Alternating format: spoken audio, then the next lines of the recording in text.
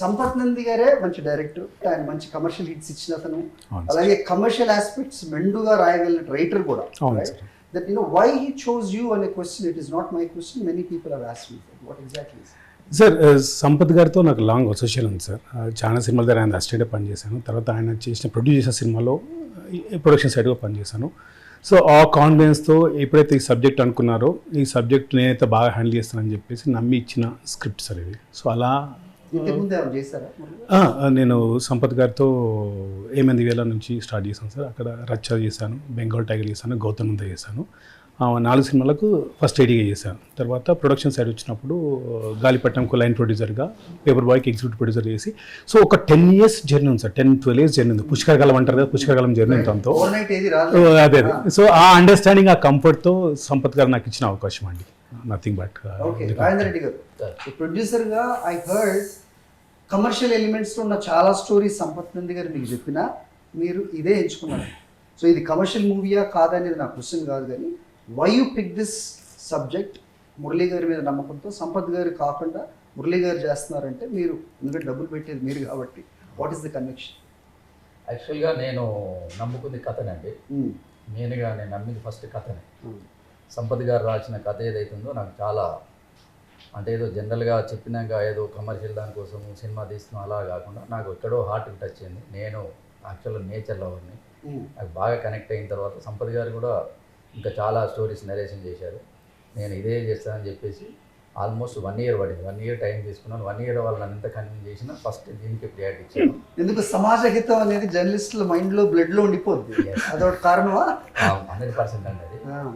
మన యాక్చువల్గా movie for social response plus మనం ఎంఎస్ఆర్ అనేది సామాజిక దృక్పథంతో మనం ఒక ఏదోటి సమాజానికి ఏదో చేయాలనే ఆలోచనతోటి సమాజంలో ఉన్నాయన్నీ మీరు అన్నట్టుగా మనం చిన్న చిన్న జర్నలిజం తోటి అందరి జీవితాలు మనకు దగ్గరగా మనం చూస్తూ ఉంటాం కాబట్టి నాకు చిన్నప్పటి నుంచి చూసుకుంటూ వచ్చాను కాబట్టి ఈ సినిమా ఫీల్డ్లో సినిమా ప్రపంచంతో ఇది ఒక పెద్ద మాధ్యమం కాబట్టి ఎక్కువ రీచ్ అవుతుందనే ఆలోచనతో ఒక మంచి సబ్జెక్ట్ నాకు విన్న తర్వాత దీన్ని నేను సెలెక్ట్ చేసుకొని ప్రజలకు రీచ్ అయ్యేలాగా చేద్దామనే ఆలోచనతోటి దీన్ని నేను నమ్ముకొని చేశానండి. ఏదో కమర్షియల్ అయితే మన నమ్మకాలు వేరు, మన సమాజం పట్ల మనకున్న బాధ్యత వేరు, బిజినెస్ వేరు, డబ్బులు వేరు. అవును, రైట్. సో ఇదేంటి మీరు పట్టించుకోరా? నేనేం పట్టించుకోనండి. కొంతలో కొంత మార్పు వచ్చినా, ఎంతో కొంత మన సినిమా రీచ్ అయినా, మన సమాజంలో ఇప్పుడు ప్రకృతి అనేది రీసెంట్గా కోవిడ్ టైంలో మనం ఎంత చూసామో, ఎంత ఇబ్బంది పడ్డామో దగ్గర నుంచి చూసామండి. మా ఊరు నుంచే కొంచెం 2-3 చనిపోయారు. వాళ్ళని నేను దగ్గర నుంచి చూసా. ఎందుకు చనిపోయారు, ఏ కారణంలో చనిపోయారు అన్నది మనందరం దగ్గర నుంచి చూసాము. Because of oxygen. ఆక్సిజన్ అనేది యాక్చువల్గా మనకు డైలీ ఒక మనిషికి సుమారుగా 550 లీటర్ల ఆక్సిజన్ మనం తీసుకుంటాం. చూస్తుంటే మొత్తం స్టడీ చేసినట్టు మళ్ళీ 550 లీటర్ల ఆక్సిజన్ తీసుకుంటాము. 550 లీటర్లు అంటే మనకు సుమారుగా 15,000 ఖర్చు అవుతుంది. 15,000 నుంచి ఎంత సంథింగ్ 20,000 ఖర్చు అవుతుంది. మనం కొనుక్కున్నాం, బ్లాక్లో కూడా కొన్నాం. 15,000 ఇంటూ మీరు సంవత్సరానికి 365 రోజులు లెక్కేసుకుంటే 55,000. అదే చెప్పాను సార్, స్టాటిస్టిక్స్ అంతా తీసుకునే ముందు let's talk with actor and I'll come back to you.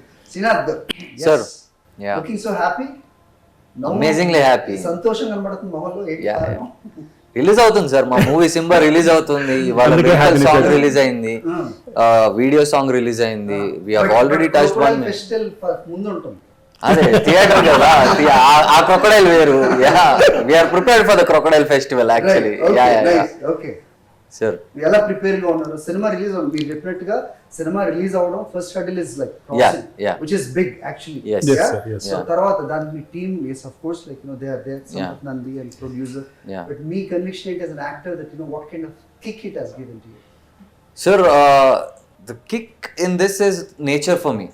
నేను పర్సనల్గా నాకు బ్రేక్ వచ్చిందా వెళ్ళిపోతాను. నేను ఏ అడవికి వెళ్ళిపోతాను, లేకపోతే కొడైకెనాల్కో, లేకపోతే చెట్లు ఉన్న చోట వెళ్ళిపోయి పీస్ఫుల్ ఒక్కడనే తిరుగుతాను నేను.